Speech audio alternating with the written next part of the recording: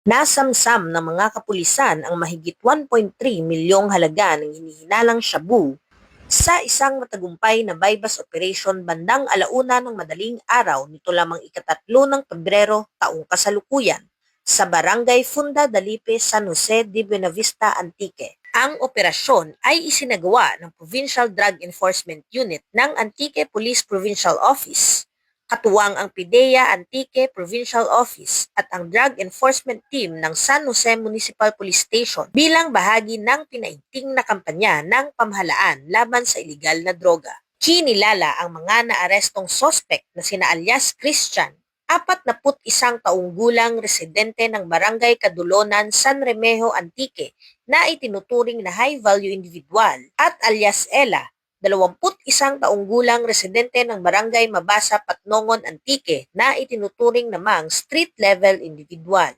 Na-recover mula sa mga sospek ang 10 heat-sealed transparent plastic sachet ng hinihinalang shabu kasama ang bypass item na may kabuuang bigat na humigit kumulang 200 gramo at tinatayang halagang 1,360,000 piso. Nasamsam din ang 20,000 piso na bypass money at iba pang non-drug items.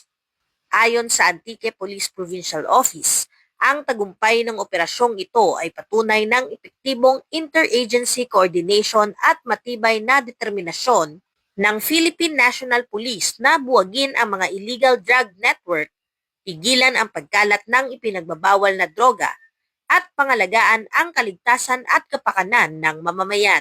Ang mga sospek ay kasalukuyang nasa kustudiya ng San Jose Municipal Police Station para sa kaukulang disposisyon at pagsasampa ng mga kasong paglabag sa Republic Act 9165 o ang Comprehensive Dangerous Drugs Act of 2002. Patuloy namang hinihikayat ang Police Regional Office 6 sa ilalim ng pamumuno ni Police Brigadier General Josefino D. Ligan, Regional Director Pro 6, ang publiko na makipagtulungan sa kapulisan sa pamamagitan ng maagap at responsableng pagbibigay ng impormasyon upang mapanatili ang kapayapaan, kaayusan at isang drug-free na komunidad sa Western Visayas. Mula dito sa Police Regional Office 6, ako ang inyong Police News Network Correspondent, Patrolwoman Andrea Dominic Di Palobos, alagad ng batas, tagataguyod ng Balitang Pulis.